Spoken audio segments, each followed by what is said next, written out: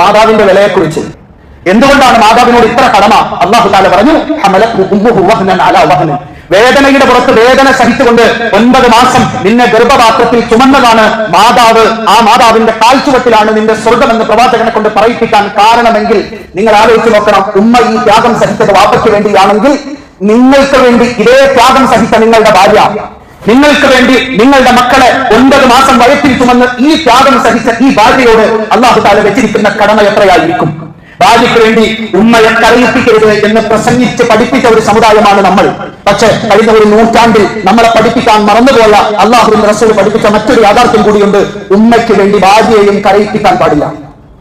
ഭാര്യയ്ക്ക് വേണ്ടി ഉമ്മയെ വാപ്പയെ കരയിപ്പിക്കാൻ പാടില്ല എന്ന് നമ്മളെ മത നേതാക്കന്മാർ പഠിപ്പിച്ചിട്ടുണ്ടെങ്കിൽ അല്ലാഹുവിന്റെ റസൂൽ പറയുന്നു, വാപ്പയ്ക്കും ഉമ്മയ്ക്കും വേണ്ടി ഭാര്യയെയും കരയിപ്പിക്കാൻ പാടില്ല എന്നുള്ളതാണ് അറഫ പ്രസംഗത്തിലെ ഏറ്റവും പ്രധാനപ്പെട്ട ഭാഗം. ഏത് എന്ന് ചോദിച്ചാൽ നമുക്ക് ഹദീസിൽ കാണാൻ സാധിക്കുന്നത്. ഇത് പഠിപ്പിക്കപ്പെടാൻ മറന്നുപോയവരാണ് നമ്മൾ. ഒരു പിശാച് എഴുന്നേറ്റ് നിന്നിട്ട് പറയും, മാ ഖറത്തുഹു ഹത്താ ഫർഖതു ബൈനഹു വ ബൈന ഇംറഅതിഹി. ഞാൻ ചെയ്തത് ഒരു വീട്ടിലേക്ക് പോയി ആ വീട്ടിൽ സന്തോഷത്തോടുകൂടി കഴിഞ്ഞിരുന്ന ഒരു ഭാര്യയും ഭർത്താവിനെയും തമ്മിൽ തെറ്റിച്ചു. ഹദീസിൽ കാണാം, ആ പെണ്ണിനെ, ആ പിശാചിനെ ഈ പിശാച് അടുത്തേക്ക് വിളിക്കും.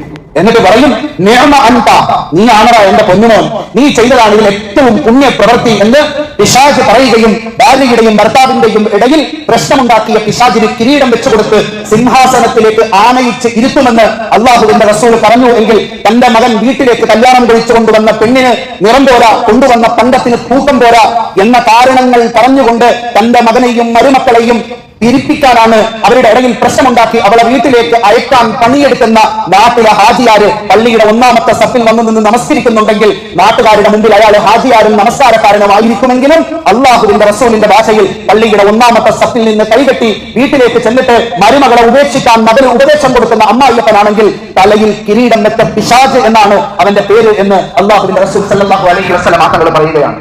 നിസ്സാര താഴ്വയിൽ കരഞ്ഞ് കരഞ്ഞ് അല്ലാഹുവിനോട് പ്രാർത്ഥിക്കുന്ന അമ്മായിയമ്മയായിരിക്കും ഈ നിസ്സാരം കഴിഞ്ഞാൽ ആ പെണ്ണിന്റെ പണി തന്റെ മരുമകളുടെ കുറ്റവും കുറവും കണ്ടുപിടിച്ച് മകനോട് പറഞ്ഞ് അവരുടെ ഇടയിൽ പ്രശ്നമുണ്ടാക്കലാണ് എങ്കിൽ ആ നമസ്കാര താഴയിൽ ഇരുന്ന് കരയുന്നത് ഒരു മുസ്ലിം അല്ല, പിശാചാണ് എന്ന് അല്ലാഹുവിന്റെ റസൂൽ സല്ലല്ലാഹു അലൈഹി വസല്ലം തങ്ങൾ പറയുകയാണ്. നമ്മൾ സാധാരണ നിക്കാഹിൽ ചെന്നിരിക്കുമ്പോൾ പള്ളിയിലെ ഖത്തീബ് വന്നിട്ട് ഖുതുബയോടും അറബിയിൽ എന്തൊക്കെയോ പറയും, നമ്മൾ വായും തുറന്ന് കേട്ടിരിക്കും. എന്താ പറയുന്നത്?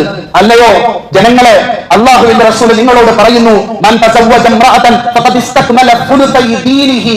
ആരെങ്കിലും ഒരു വിവാഹം കഴിച്ചാൽ ദീനിന്റെ 2/3 ഭാഗം അവൻ പൂർത്തീകരിച്ചു. ഫൽയത്തഖില്ലാഹ ഫി ഖുലുസിൽ ബാക്കി 3/1 കാര്യത്തിൽ മാത്രം അവൻ അല്ലാഹുവിനെ സൂക്ഷിച്ചാൽ മതി.